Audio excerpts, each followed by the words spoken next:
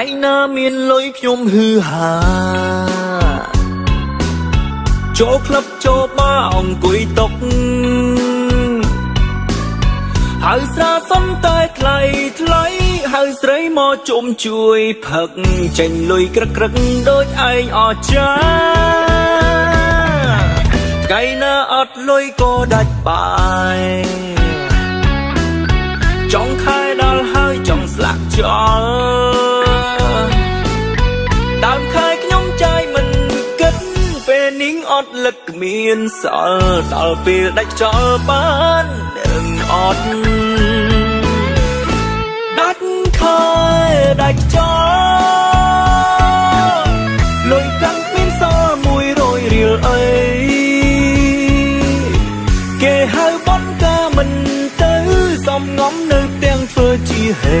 ធ្វើគ្មានរឿងអីគេសួរថាភ្លេច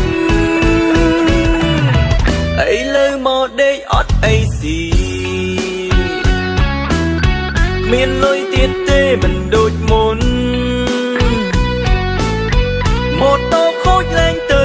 មុខឆ្កែក៏លែងចង់ព្រុសខ្ញុំមកលួចដេកយំព្រោះឈឺក្រពាំង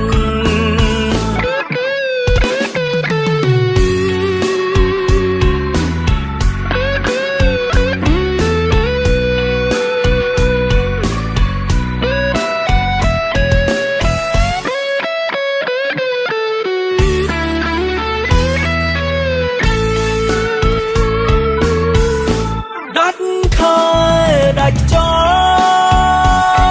លលុយកាន់គ្មានសល់100រៀលអី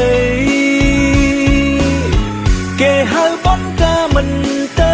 សំងំនៅផ្ទាំងធ្វើជាហេធ្វើគ្មានរឿងអីគេសួរថាភ្លេចអីលើមកដេកអត់អីស៊ីគ្មានលុយទៀតទេមិនដូចមុនម៉ូតូខូចលែងទៅមុខឆ្កែក៏លែងចង់ព្រុសខ្ញុំមកលួចដេកយំព្រោះឈឺក្រពាំង